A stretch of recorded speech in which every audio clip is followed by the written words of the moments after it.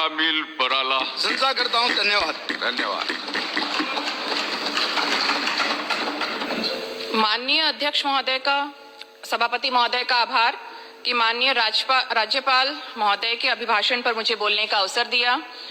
मुझे खुशी है कि इस अभिभाषण में पूर्ववर्ती सरकार को काफी बार याद किया गया और करना बनता भी है, क्योंकि बहुत सारी ऐसी जन कल्याणकारी योजनाएं पूर्ववर्ती कांग्रेस सरकार दे गई जिसके आगे आपके लिए बहुत ज्यादा कोई स्कोप बचता नहीं है, सिर्फ नाम बदल सकते हैं आप।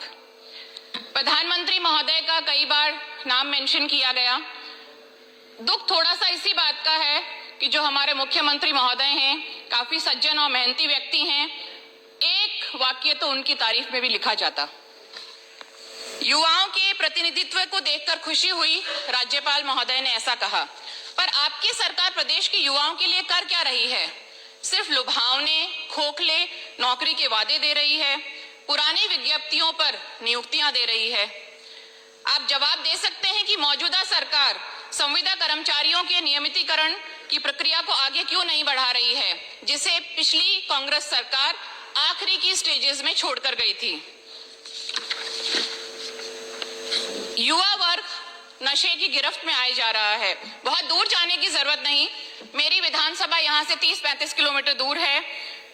पिछले एक साल में जो क्षेत्र बहुत शांत कहा जाता था, वहां के युवा नशे, गुंडागर्दी, साइबर क्राइम, मनी लॉन्ड्रिंग की गिरफ्त में आ गए हैं। महिलाओं पर अत्याचार बढ़ रहे हैं, पोक्सो के केसेस बढ़ रहे हैं और यह गृह विभाग की एक बड़ी विफलता दर्शाता है। राजनीतिक दबाव में निर्दोषों पर फर्जी मुकदमे दर्ज किए जा रहे हैं। धारा 151 में एक तरफा कार्रवाई की जा रही है। बहुत सारे प्रशासनिक और पुलिस कर्मचारी अपना कर्तव्य ना निभाकर राजनीतिक एजेंट बन गए हैं और कोई एक दरबार में हाजिरी लगाने पर लोगों को मजबूर कर रहे हैं। पॉलिटिकल, एडमिनिस्ट्रेटिव, पुलिस और क्रिमिनल नेक्सस इतना हावी हो गया है कि भू माफिया वहां पर अनियंत्रित हो गया है। आदिवासियों की, ओबीसी लोगों की जमीन पर कब्जे किए जा रहे हैं। ताजा अगर मैं उदाहरण दूं, और मैं आपके माध्यम से गृह मंत्री महोदय के संज्ञान में लाना चाहूंगी कि एक गुर्जर परिवार, एक पूर्व सैनिक का परिवार, उस पर पिछले 10 से 15 दिन के अंदर ही भूमाफियाओं ने हमला किया। बहुत से लोगों को चोट आई और एक व्यक्ति को अपनी जान भी गंवानी पड़ी। नशे के नुक्कड़ नुक्कड़ पर अड्डे हैं। एक नाबालिग बच्चे को भी पता है कि कहां पर ड्रग्स मिलेंगी, पर आश्चर्य यह है कि पुलिस को नहीं पता कि अड्डे कहां पर हैं। पेपर लीक पर आप शिकंजा कसने की बात करते हैं। अगर ऐसा है तो एसआई भर्ती पर आप मौन क्यों हैं, जिसे कोर्ट बार बार बता चुका है कि वो फर्जी है। आप ही के एक मंत्री कहते हैं कि इसमें फर्जीवाड़ा हुआ है, तो ऐसी क्या मजबूरी है कि आप उसे रद्द नहीं कर पा रहे हैं? समग्र विकास की बात करते हैं। कैसे होगा समग्र विकास? 500 से ज्यादा स्ट्रेंथ वाली बालिका विद्यालयों को बॉयज स्कूल्स में मर्ज कर दिया गया है। महात्मा गांधी स्कूलों को समीक्षा के नाम पर अटकाया जा रहा है। अभी तक सरकार का स्टैंड क्लियर नहीं है, जबकि एक नया यहाँ पर सत्र शुरू होने जा रहा है। अभिभावक कंफ्यूज्ड हैं, वहां पे शिक्षक कंफ्यूज्ड हैं।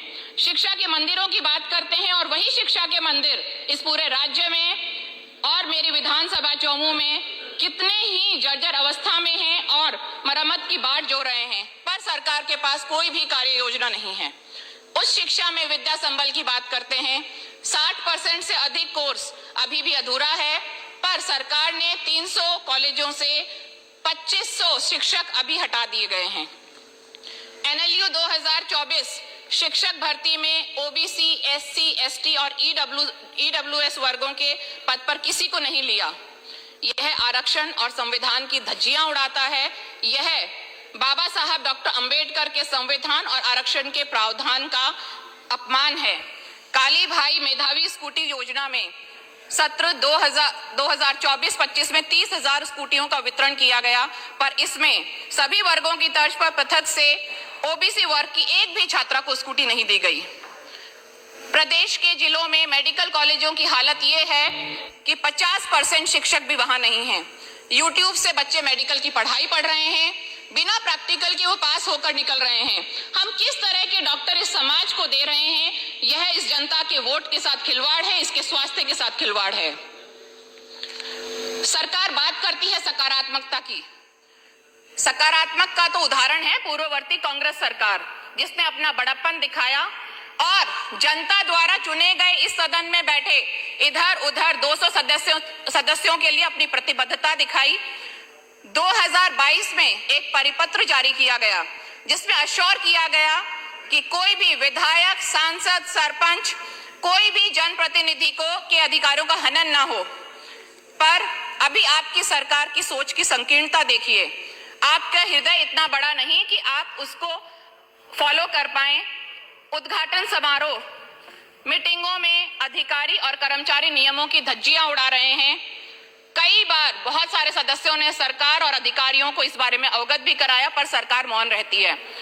और इसका ताजा उदाहरण देखें तो विधानसभा डीग का ही ले लीजिए। ये दर्शाता है कि जब आग लगती है तो खुद का घर भी चपेट में आ सकता है। लाचारी और भ्रष्टाचार पर देखिए इस सरकार की, भ्रष्टाचार पर जीरो टॉलरेंस पे उदासीनता देखिए। एक बेहतरीन एग्जाम्पल मैं मेरी विधानसभा का देती हूं, जहां तहसीलदार पद पर जो माननीय तहसीलदार महोदय हैं, उनका पहले ट्रांसफर किया गया, वो उसके खिलाफ स्टे लेकर आते हैं। जयपुर जिले में रहकर वो जोधपुर हाईकोर्ट से स्टे लेकर आते हैं। उसी बीच उन पर एसीबी द्वारा एफआईआर दर्ज की जाती है। और सरकार की लाचारी देखिए कि कोई भी आज तक उनके खिलाफ एक्शन नहीं हुआ है। सरकार के ये मुद्दा संज्ञान में है, फिर भी सरकार बिल्कुल मौन है। ऐसी क्या लाचारी है, ऐसी क्या मजबूरी है कि आप एक कर्मचारी, एक अधिकारी को एसीबी द्वारा एफआईआर दर्ज होने के बावजूद उसे एपीओ नहीं कर सकते, उसके खिलाफ कोई और कार्रवाई नहीं कर सकते। सभापति महोदय, मैं आपके माध्यम से मुख्यमंत्री महोदय को कहना चाहूंगी कि यह अत्यंत गंभीर चिंता का विषय है कि कार्यपालिका विधायिका पर हावी होती जा रही है और यह एक असंतुलन की स्थिति पैदा कर रही है।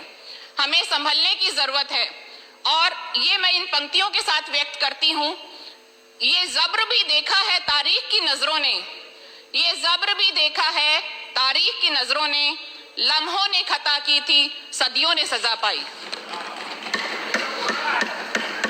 राज्यपाल महोदय ने कहा कि यह सरकार वादों पर नहीं, काम करने में विश्वास रखती है। 13 महीनों में जनता का जो एक जनरल परसेप्शन इस सरकार के लिए है, वो है कि यह एक इवेंट मैनेजमेंट सरकार है। यह योजना वही, नाम नया वाली सरकार है। यह एक नामकरण विशेषज्ञ सरकार है। ईआरसीपी का हजारों करोड़ का काम कांग्रेस सरकार कर गई, पर नाम बदलकर आप वाहवाही लूट रहे हैं। ईआरसीपी मॉडिफाइड पीकेसी योजना में आपको राजस्थान, पार्वती, काली सिंध, चंबल जैसे नाम नहीं भाते। और आपने कभी भी, आप लोग नहीं चूके हैं कि आप ईश्वर को भी राजनीतिक टूल बनाएं, उससे आप कभी नहीं चूकते। पर मुझे खुशी है कि अभी तक ऐसी कोई पर्ची नहीं आई कि मेरे सामने बैठे हमारे साथी सदस्यों के नाम भी बदले जाएं, वरना तो बहुत मुश्किल हो जाती, नए नाम हमें याद करने पड़ते। चिकित्सा क्षेत्र की अगर बात करें तो सबसे पहले मुझे खेद है कि अपना काम सिंसियरली कर रहे एक डॉक्टर को बाड़मेर जिले में ओपीडी में जाकर एक उपखंड अधिकारी अस्पताल में आकर अमर्यादित शब्द कहता है। दिन के 200-250 मरीजों को सुनना, उनका इलाज करना इतना आसान काम नहीं है। क्या एक तहसीलदार या कोई एक एसडीएम दिन में 200 या 250 कंप्लेंट्स को सुनता है? लेकिन कोई भी उनको नियम कानून ये हक नहीं देता है कि वो अभद्र भाषा का प्रयोग डॉक्टरों के खिलाफ करें या किसी भी कर्मचारी के खिलाफ करें। और मैं सभापति महोदय, आपके माध्यम से चिकित्सा मंत्री महोदय को गंभीरता से इस विषय में संज्ञान लेने को कहूंगी। और इसी वजह से है कि लंबे समय से सेपरेट मेडिकल कैडर की भी मांग की जा रही है। मैं बात करूं मेरे चौमू की, तो वहां कालाडेरा में महीनों से स्त्री रोग विशेषज्ञ नहीं है। और ये वो सीएचसी की बात है जहां पर महीने की पहले 100 डिलीवरियां हुआ करती थी। प्रसूताओं को मां योजना में प्राइवेट अस्पतालों में डिलीवरी का कोई प्रावधान नहीं है। सृष्टि की जननी के साथ ऐसा सौतेला व्यवहार ये सरकार क्यों कर रही है? क्यों इस बात को बार बार बताने के बावजूद भी इस पर कोई विचार नहीं किया जाता? अभी बिजली कटौती जो हो रही है, जो इस समय भी हो रही है, वो इतिहास में पहली बार ऐसा हो रहा है कि बिजली का इतना संकट है। पानी पर जेजेएम में हमारे चौमू इलाके में 37% कवरेज है, जो राज्य का न्यूनतम है। मैं 1 मिनट और लूंगी सभापति महोदय। बहुत सारी ऊर्जा मंत्री और बाकी है, 2 मिनट नहीं है। हाँ, मैंने घंटी 1 मिनट पहले बजाई। राज्यपाल महोदय ने बात किया राजकाज और ई फाइलिंग की, तो ये व्यवस्था कांग्रेस राज में शुरू की गई थी। आपने सिर्फ एक नया कॉलम ऐड किया, एवरेज डिस्पोजल टाइम, जिससे अधिकारियों का जो ध्यान है वो क्वालिटी से क्वांटिटी पे चला गया और हर कोई अपना एवरेज डिस्पोजल टाइम में सुधारने में लग गया। कुछ अधिकारी ऐसे भी हैं जिनका एवरेज डिस्पोजल टाइम एक फाइल के लिए 1 मिनट से भी कम है। तो ये दर्शाता है या तो लीपापोती है या वो लोग कोई सुपर पावर हैं। हमारे सामोद रोपवे के लिए मैं बार बार कह रही हूं, पर डबल इंजन के सरकार उसे चालू नहीं कर पा रही है। तो जनता की पुकार है कि इतनी लाचारी में भी सरकार ना चलाएं कि यह पंक्तियां सिद्ध हो जाएं। शाम तक सुबह की नजरों से उतर जाते हैं, शाम तक सुबह की नजरों से उतर जाते हैं, इतना समझौतों पर जीते हैं कि मर जाते हैं। धन्यवाद। जय हिंद, जय संविधान।